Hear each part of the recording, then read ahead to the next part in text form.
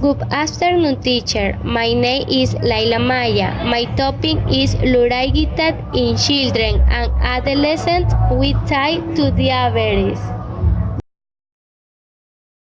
Definition: Liraglutide, an injectable subcutaneous agonist, is the first non-insulin medication specifically approved to treat young people with type 2 diabetes since the use of metformin was detected.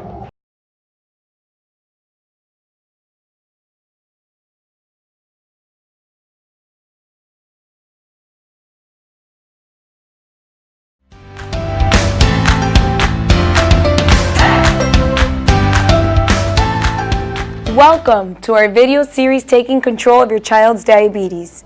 My name is Lisette. I will review with you what diabetes is. Diabetes mellitus is a group of disorders affecting the management of glucose or sugar levels in the blood.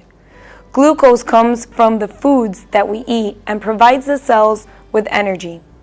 After the glucose enters your bloodstream, insulin, which is a hormone produced by the pancreas, helps glucose move into the cells.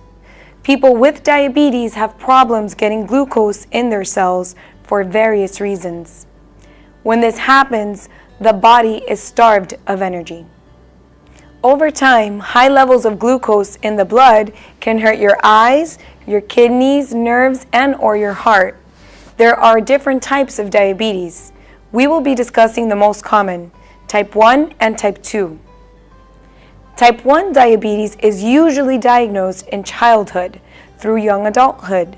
It is also known as juvenile diabetes. In type 1, the body does not produce enough insulin or any insulin at all. This is what happens. First, the stomach changes food into glucose, which is also known as sugar. The glucose enters the bloodstream. Then the pancreas makes little or no insulin. Little of no insulin enters the bloodstream, and glucose builds up in the bloodstream. It is believed that 3 things cause type 1 diabetes. The first one is genetics.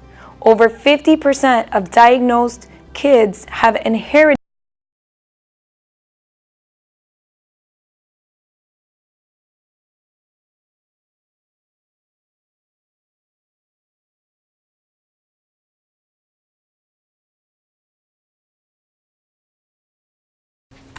My name is Sarah. I'm a certified diabetes educator.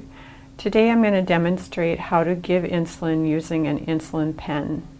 First you need to gather your supplies, which would be the insulin pen itself, an alcohol swab, and the pen needle. Then you want to wash your hands with soap and water or use an alcohol sanitation solution.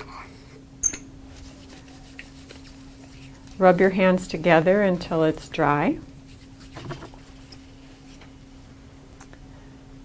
Start by removing the cap to the pen. At this point, if you have cloudy insulin, which would include NPH insulin or a mixture thereof, you want to mix it. You mix it with your palms, like rolling it together, or you can go gently back and forth. You don't want to rigorously shake it. If you have clear insulin that does not contain NPH, then you can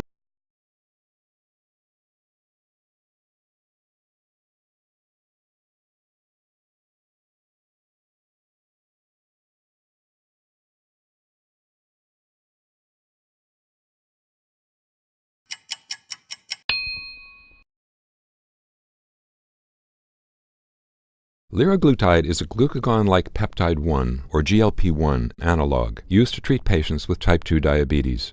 It lowers blood glucose and is associated with weight loss, blood pressure reduction, and an increase in heart rate. In a multi-center study, investigators randomized 9,340 patients who were 50 or older, had type 2 diabetes, and were at high cardiovascular risk to receive either liraglutide or placebo in addition to standard care to assess the potential effect on cardiovascular outcomes. At baseline, over 70% of the patients had cardiovascular disease. The mean duration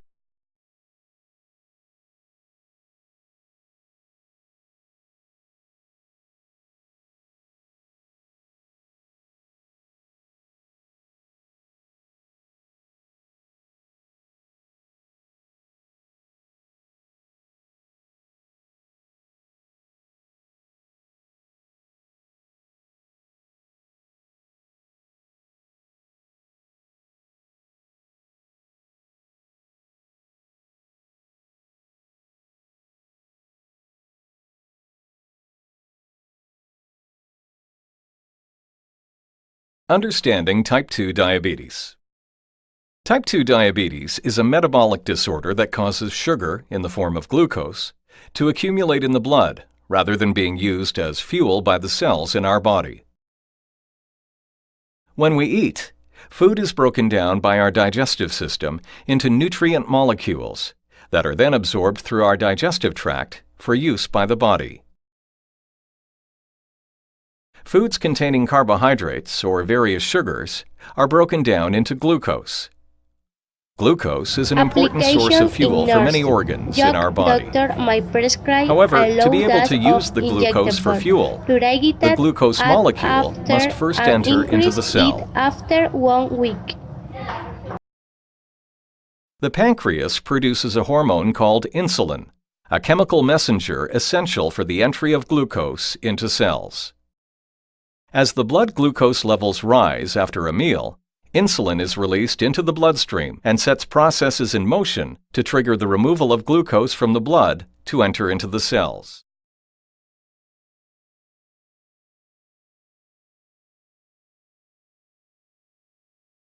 In type 2 diabetes, the cells become resistant to insulin and ignore its message to absorb glucose. This is known as insulin resistance.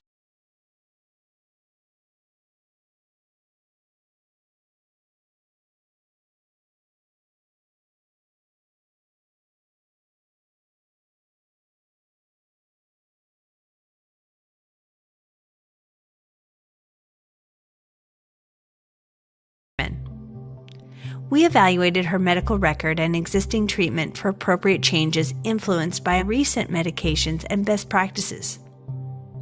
Maria found working with the dietitian the most helpful part of her new treatment. Her diabetes management and her health both improved when her treatment plan became more manageable for her. With Marcus, we saw a similar pattern of non-adherence. However, the patient wasn't understanding the risk this posed to the success of his treatment and the betterment of his health. For Marcus, the key factors were evaluating his medical history and current treatment and comparing it to new medication